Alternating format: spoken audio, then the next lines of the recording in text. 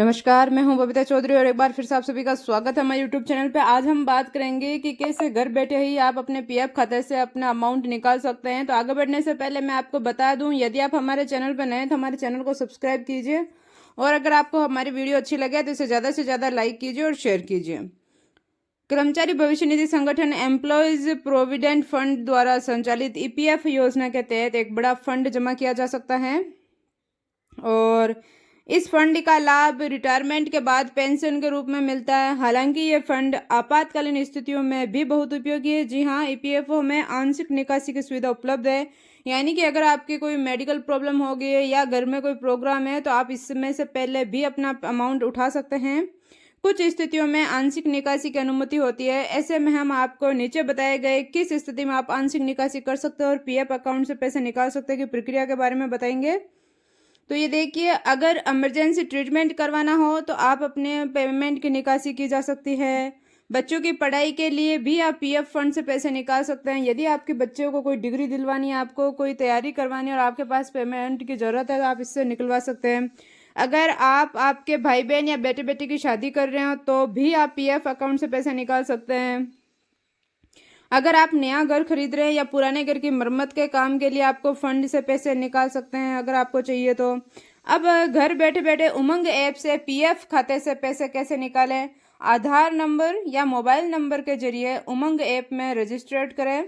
अब EPFO service का विकल्प चुनें। इसके बाद आधार नंबर या मोबाइल नंबर के जरिए ईपीएफओ सर्विस में लॉगिन करें।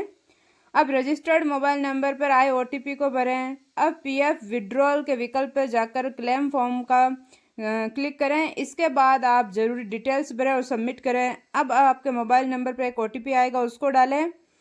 पीएफ अकाउंट से पैसे निकालने के लिए रिक्वेस्ट देने के बाद करीब 7 से 10 वर्किंग डेज में पैसा अकाउंट में आ जाता है। अगर इतने दिनों में पैसा नहीं आता तो आप हेल्पलाइन नंबर पर संपर्क कर सकते हैं और इससे आप अपना पेमेंट निकलवा सकते हैं। अब हम बात करें कि इससे पेमेंट निकलवाने के नियम क्या क्या हैं।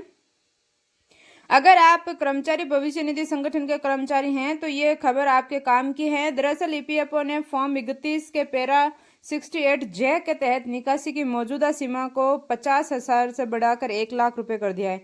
यानी कि आपको कुछ पेमेंट चाहिए तो आप 1 लाख तक इससे फंड उठा सकते हैं। इस संबंध में ईपीएफओ ने 16 अप्रैल को एक सर्कुलर जारी किया था। पेंशन फंड बॉडी ने 10 अप्रैल 2024 को एप्लीकेशन सॉफ्टवेयर में भी बदलाव किए। ईपीएफओ सर्कुलर में कहा गया है कि उसे पहले ही केंद्रीय भविष्य निधि आयुक्त सीपीएफसी से हरी झंडी मिल चुकी है। अब बात करते हैं कि क्या है फॉर्म 31।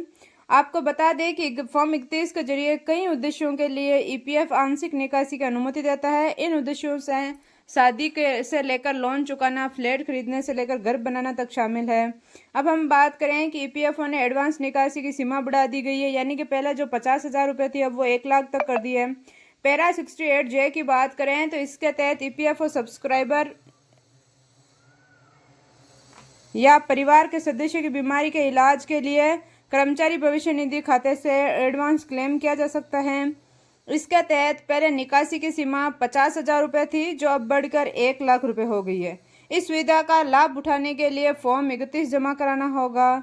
इस फॉर्म के साथ सर्टिफिकेट सी जमा कराना होगा जिसमें कर्मचारी व डॉक्टर दोनों के हस्ताक्षर अनिवार्य है। यानी कि अगर आप किसी मेडिकल के लिए ले रहे हैं तो आपको फॉर्म सी उसके साथ सर्टिफिकेट के तौर पर लगाना पड़ेगा। हाल ही में कर्मचारी भविष्य निधि संगठन ने एक नौकरी से दूसरी नौकरी में ईपीएफ खाते की शेष राशि के स्वचालित हस्तांतरण को भी सक्षम किया है। तो और इसी तरीके की वीडियो देखने के लिए हमारे चैनल को सब्सक्राइब कीजिए और बेल आइकन को जरूर दबाएं ताकि आने वाली वीडियो का नोटिफिकेशन सबसे पहले आप तक पहुंचे। और वीडियो को ज़्यादा से ज़्यादा शेयर कीजिए और लाइक कीजिए। धन्यवाद।